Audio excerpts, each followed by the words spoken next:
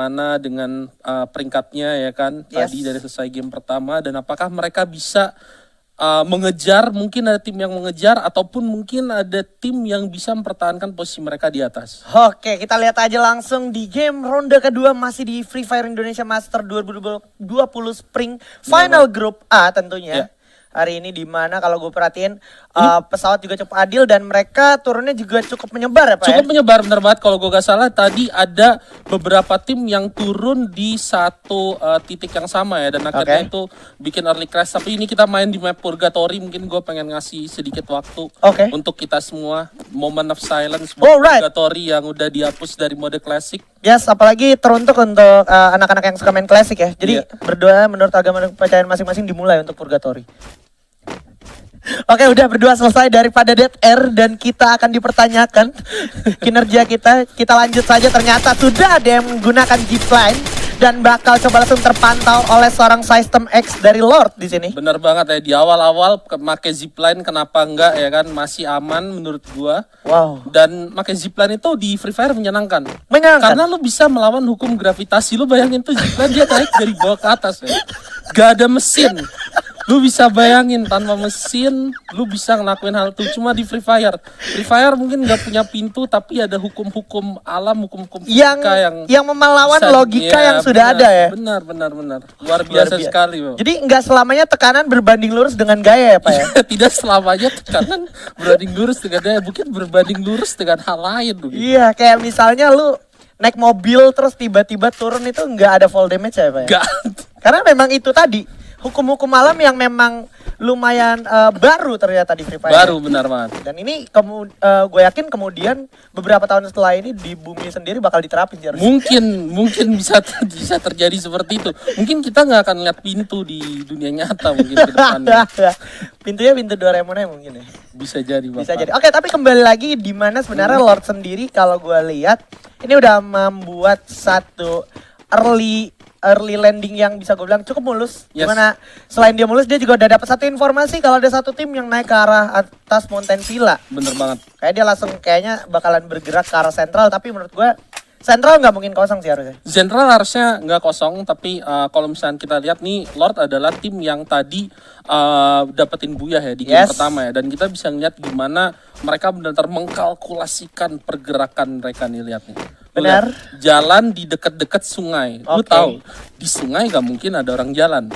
Bahaya banget ya kan? Bahaya banget. Carilah tempat yang aman, dan ini yang dilakukan oleh Lord. Yap, dan yang paling penting lagi sebenarnya mereka nggak benar-benar jalan di pinggir sungai. Karena kalau misalkan benar-benar di pinggir sungai itu kayak gak ada kompon. Gak ada kompon gak sih? Gak ada kompon, lu gak ada batu buat berlindung kayak. Benar. Lu ngeluarin glue wall di awal-awal tuh benar-benar rugi sih menurut gue. Setuju.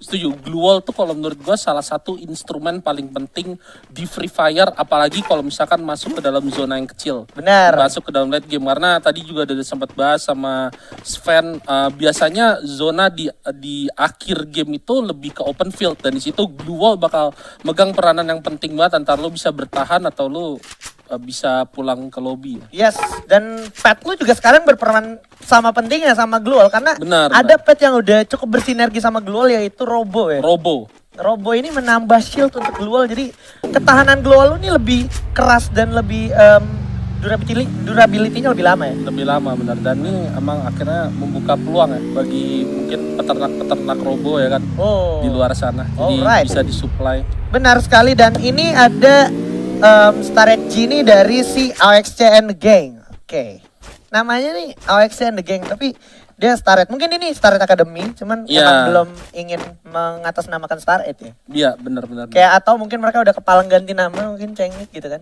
Bisa jadi, atau mungkin nih kayak mereka coba untuk berlatih di bawah nama lain. Oh iya. Dan ini ada Bone Sparta juga. Benar. Yang sebenarnya udah terlihat satu sama lain. Ada Orion Kalot yang terlihat terkenal, dan begitu saja seorang 2 easy for me dari Bone Sparta, dan langsung dihabisi begitu saja oleh Lim GNS dari Orion. Ya, cukup sigap kalau menurut gue tim Orion ngelihat pergerakan dari Bone Sparta. Ada satu orang yang naik, gak disia-siain ya, langsung dibabat abis. Dan kalau lo perhatiin Bone Spartanya akhirnya mereka langsung menjauh karena di Mode House ya kalau gue gak salah.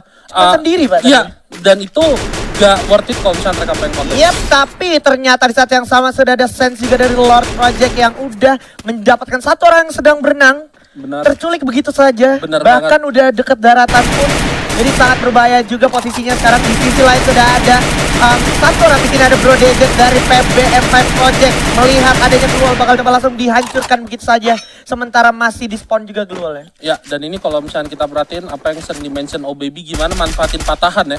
Yap, bakal coba langsung dimaksimalkan oleh seorang Loxg dari PBM juga. Perang saudara pun tak terhindarkan. Glual bakal coba dihancurkan oleh pemain dari PBM5 Project. Kali ini masih coba melihat setup posisi juga udah mulai dilakukan oleh Mr. Santuy dan kawan-kawan dari PBM Hunter.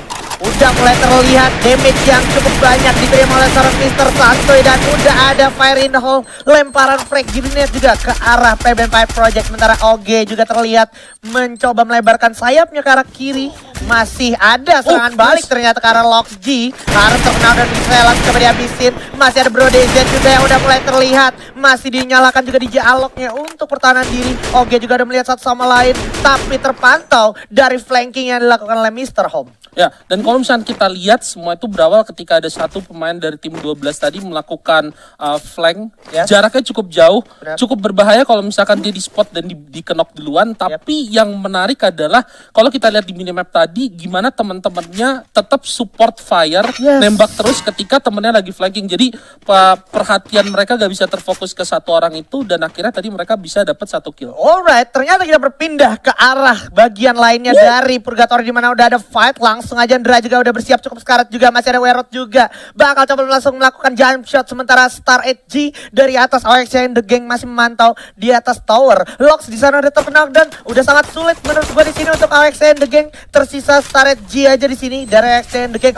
Oke, akan melempar granat flashbangnya maksud gua ke arah towernya sendiri. Mulai melakukan rushing ke arah depan di sini. Dari belakang. That's it. OXC and the Gang harus puas di posisi ke-12 bahkan. Dan di sini kalau kita perhatikan ada satu kesamaan dengan fight yang kita lihat sebelumnya. Cuma bedanya adalah satu orang yang ditinggal di belakang itu ngecover 3 temennya yang maju ke depan. Yes. Dan ini adalah salah satu yang sering dibahas Baby. Gimana 3-1 itu jadinya nggak efektif. Karena 4 orang yang ngelawan 3 atau 1 akan lebih baik daripada Menang tim yang jumlah, udah benar. pasti, Pak, ya. Dan akhirnya yang satu orang tadi nggak bisa nge-backup, nggak bisa ngapa-ngapain, tinggal tunggu waktu dan tereliminasi. Ya itu kayak cuman perkara lu buying time tapi lu got nothing juga gitu pada akhirnya. Ya makanya gue juga setuju dengan teori ini bahwa 3-1 mungkin dalam beberapa kondisi nggak sebegitu efektif dengan 4 orang maju sekaligus atau bertahan sekaligus dan bahkan Explode di sana udah harus terculik begitu saya dan langsung dihabisi tanpa ampun. Dan di saat yang sama udah mulai ada suara-suara tembakan juga dari area yang berlawanan. Di sini udah ada QMX Do dan kawan-kawan dari Okaner udah melihat satu sama lain. Masih dipasang Glual juga untuk pertahanan diri dan ada shield juga dari bantuan seorang Robo Pet yang sangat friendly ini tentunya untuk Do. Bakal coba menarik dulu posisinya para pemain dari QMX, Limzy dan kawan-kawan. Dan ini kalau misalnya bisa gue bilang adalah gimana melihat perbedaan jam terbang antara tim yang udah sering di turnamen atau enggak. Karena lu perhatiin tim ini tadi coba untuk engage musuh yang mereka lihat padahal sebenarnya itu perang 4 arah. Kalau kita lihat di minimap. Dan beberapa kali kalau misalnya kita lihat di turnamen-turnamen yang ada tim profesional yang mereka biasanya nge-scout dulu arah-arah yang lain lalu mastiin apakah kita aman untuk engage. Untungnya tadi nggak terlalu banyak korban, maksudnya kayak mereka diem di tempat masing-masing saling nembak ketika ada yang kena damage di cover dengan dual dan akhirnya mereka mundur ke arah yang berbeda. Iya, dan itu cukup wise juga Pak ya bisa dibilang dari QMX sendiri. Dan ini gue lihat ada pergerakan rotasi yang bisa gue bilang cukup luas dilakukan oleh Lord Project ya. Karena tadi kalau kita lihat sebenarnya mereka tuh startnya dari Golfkers, terus ke Central, terus ke Brasilia pakai zipline, habis itu sekarang dia udah ada di atas daerah field.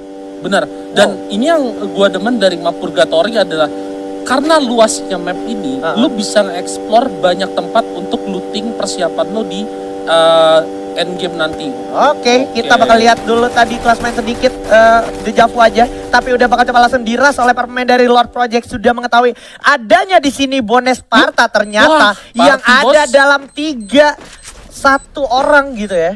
Wow, 3 orang dalam satu tempat sekaligus. Masih coba dilempar frag grenade, coba lakukan tembakan dengan shotgunnya. MP40 pun ada di tangan. Sangat baik di sini Fatir dari Lord Project, mengingat MP40 nggak mungkin menang lawan shotgun di jarak sedekat itu. Benar banget, tapi kita harus lihat ada tim lain yang cukup dekat dari mereka ya. Yes, langsung dijatuhkan begitu ya System X di sana. Coba langsung dihabisin begitu ya seorang Joro. Cukup brilian dan juga satu persatu mulai dipreteli. Fatir pun sudah terculik, tersisa satu sekarang. Sen sudah nggak bisa santai lagi karena udah bakal coba dihujan peluru. Bakal menjadi target berikutnya. Sen harus tumbang. Lord di sini sepertinya mulai kehilangan temponya. Harus tumbang dan dipreteli satu persatu oleh Bona Sparta. Ya, dan ini masih ada Zulai, mungkin belum selesai karena mungkin para pemain Bone masih Oke. Wow. PBM Hunter di saat yang sama harus tumbang oleh saudaranya sendiri, itu PBM 5 Project. Sementara Brizzly juga udah tumbang, terkena dan begitu saja. Tersisa Bro DZ dan juga Brian. Bro ya kan, coba untuk menyelamatkan apa yang tersisa dari timnya. Kalau menurut gue nih call yang cukup bagus, kayak mereka mundur, terlalu sulit buat menang 3 lawan 4 ya. Yap, bakal coba langsung diras juga, nggak pakai basa-basi lagi oleh tim 5 di sini. Bakal langsung melakukan pergerakan pengintaian ke arah Bro DZ dan kawan-kawannya, di mana udah ada Lim juga yang terjatuh di sisi lain, tapi Sanzi dikejar terus. Brian ya udah terjatuh, tersisa satu Bro DZ saja yang akan bertahan ke arah lantai 2, tapi akan coba dikejar juga dan coba di scout. Ya, dan ini gue demen banget keputusan dari tim Cdevil. Oke, ini bakal masih dikejar dan memang seharusnya inilah yang dilakukan oleh tim. Oke. Yap, bakal ditembak dulu dengan MP40 dari arah atas. 1 lawan 3 sudah sangat 3 mungkin. Turun dulu ke bawah. Udah kehilangan 10 health point-nya. Masih ada di dialog juga untuk menambah moving speed dan juga pundi-pundi health point yang tersisa. Wow, apakah dia bakalan selamat? Enggak, karena masih di track dari belakang. Masih tertrack dan masih terlihat harusnya ke arah rumah merah kali ini. Dan juga sudah dikirim satu orang untuk mengejar seorang Bro DZ keberadaannya. Oke, mulai melakukan game of mind sepertinya Bro DZ mencoba menggocek-gocek, tapi ada satu lain mainnya. Dan terlihat satu orang yaitu Seng. Wow. Ya, pengejaran yang berhasil dari tim Cdevil. Gue demen banget gimana decision mereka ketika mereka udah dapetin satu orang dan ngelihat peluang menangnya besar, mereka langsung mutusin untuk rush. Yap, dan di saat yang sama Orion Kalot juga harus ditumbangkan begitu aja oleh TWS ya kali ini ya. Ya, baik banget di sini Sanzi GG dengan nickname yang cukup konsisten juga berhasil meratakan beberapa player dari Orion kali ini. Dan sepertinya dia bakalan masuk ke zona dengan cukup aman. Kecuali dia bakalan bertemu dengan It's 70E. Iya, ini dia udah ngaktifin Alok, dia ngaktifin Medkit, harusnya dia bisa masuk ke dalam ya. Dan tadi sesuai dengan namanya Sansi GG ya kan, nembak sambil kena zona, tetap GG, 2 kill. Yap, karena jujur aja kalau misalkan lu lagi kondisi di luar zona, ketika lu melakukan firing, apalagi fight jatuhnya, itu untuk beberapa device yang termasuk device gua kadang kentang juga itu lumayan berkurang sulit performance ya. Benar.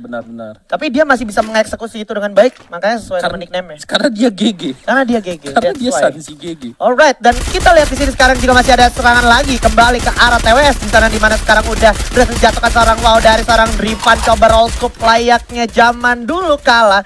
BSC Hero di sini mencoba mulai melakukan inisiasi pergerakan maju ke depan dan Chups bahkan juga sudah ditumbangkan oleh para pemain dari BSC. Bener banget, dan kalau kita lihat pergerakan dari BSC ini bakal cukup sulit ya, karena di depannya itu udah ada 2 tim dan di kanannya juga ada 1 tim yang bergerak ke arah yang sama. Apakah mereka bisa ngekontes? Oh, ternyata mereka pengen ngambil airdrop dulu ya. 1 ada batu lumayan gede ya kan, bisa buat ngalangin beberapa peluru mungkin masuk ke dalam rumah. Ini dia tempat yang bisa gue bilang cukup adil ya untuk keseluruhan dari segi zona, karena gak ada yang benar-benar di arah high ground dan bisa manfaatin patahan, Pak. Benar, cukup adil nih jadinya nih. Cuma kalau kita lihat dari posisi nih kayaknya tim nomor 9 nih nggak jadi. Makasih ya. Iya, gue pikir dia bakal masuk ya kan, pelan-pelan mindik-mindik, taunya ke spot. Yap, dan ini dia ada juga Cdevil juga yang saat lagi mungkin akan bertemu seseorang, dan yap tentu saja langsung aja firing ke arah depan. XM8 kali ini sangat-sangat menjadi prioritas, dan juga ada satu pelontar yang sangat merepotkan. O'Connor sudah memakan korban di sana. Tersisa 1 Seng di sini yang cukup sekarat. Dual ini bakal hancur, bakal di firing lagi, tapi masih ada Glual juga untuk bertahan diri. Masih bisa diajar. Sheng juga finally harus jatuh lagi dan lagi oleh seorang Do, tapi kali ini gak bakal dikasih kesempatan kedua oleh seorang Do. Bakal coba langsung diras begitu saja. Udah ada juragan juga dari arah sebelah kiri. Foro juga bakal bersiap memasang Glualnya. Udah dihajar begitu saja, tapi Limzi juga harus terjatuh. Tersisa Pororo, juragan udah jatuh, dan yes, Exe Devil juga harus tumbang di tangan QMX. Bener-bener dihujanin pelontar tadi si Devil ya. Jadi susah emang kalau misalkan lawannya itu senjata jahanam ya. Ya, nggak nyampe sini aja perjuangan QMX karena di bawah sudah ada tim yang sangat bisa gue bilang mumpuni banget untuk melakukan defensive mode, Pak. Benar, dan memang zonanya juga, maksudnya mereka udah di dalam zona, dan QMX kalau mau masuk ke dalam zona, tempat paling dekat itu adalah ngelewatin tim nomor 2 ini. Yes, yang ada di rumah Tayo, dan dia gak punya pilihan. Kalau seandainya di kiri ataupun kanan, dia bakal melalui open field dan itu malah lebih mudah menjadi sasaran. Iya, bener banget. Jadi kita akan lihat seiring bergeraknya zona nih, masih ada lone survivor dari Orion juga. Yoi, ternyata di sisi lain tim 4 dan juga tim 6 akan berperang lebih dahulu, tapi saat yang sama juga ada hujan peluru lagi. O'Connor dengan pelontarnya buat pembawa danger zone ini, O'Connor akan melakukan upaya pergerakan maju ke depannya. O'Connor iya. Kalau kita ingat ke arah Summer League dulu, ada O'Connor di Arlovre, tapi kali ini dia masih bersama QMX. Bakal melempar frag grenade dulu, langsung masuk ke dalam satu rumah Fairy Doll. Keluar, masih punya refleks duel yang bagus juga ternyata, tapi Moon harus pos juga tereliminasi. Benar sekali, harus tereliminasi begitu saja, dan Quinza bakal jadi next target yang terkenal, dan O'Connor cukup bingung masuk lagi ke dalam rumah Tayo. 2 orang ada di depannya di sini. Akankah O'Connor mampu melawannya? Karena kalau kita lihat sekarang posisinya 2 lawan 2, Do dan juga O'Connor. Benar banget, 2 lawan 2, dan kalau kita lihat ini bakal cepet-cepetan mana tim yang masuk ke zona atau lagi lari sambil ditembakin lawan. Yes, di saat yang sama Dirvan juga berhasil mendapatkan lagi Quinza, tapi kali ini nggak ada kesempatan kedua untuk Quinza. Zoro juga udah tumbang, bakal dapat langsung dijamjat. P21 di sini juga bakal langsung menjamjat 2 orang sekaligus. Masih ada Dra, langsung ke dalam, dan Shop tereliminasi. QMX Shop baru ditumbangkan begitu saja. O'Connor dan juga Do, tersisa 2 tim sekarang. P21 yang masih lengkap 4 orang maksud gue, dan juga 8 poin killnya, bersiap melawan BSC Academy kali ini dengan 4 lawan 4. Bener banget, obstacle nih sepertinya bagus banget ke tim nomor 2. Bakal coba diterobos sini oleh Ramon, dan juga Dra maju ke depan, coba tembak, ada super firing yang bagus juga dari Space, tapi Dirvan di saat yang sama bakal coba clash melawan Dra. Udah terkenal dan lagi di sini. M60 nggak bisa melawan Groza kali ini, dan bakal coba jump shot begitu ya oleh back SC Azhar, dan this is Buya for BSC Academy. Congratulations. Bener banget, setelah mereka berhasil ngeratain tim Phoenix Legends tadi kalau nggak salah, dimana benar-benar pertarungan terakhirnya itu adalah 2 tim yang masih lengkap anggotanya ya kan. Dan yang gue demen tadi kalau kita ingat gimana para pemain dari BSC Academy ini sebenarnya mancing para pemain Phoenix Legends untuk maju ke arah mereka.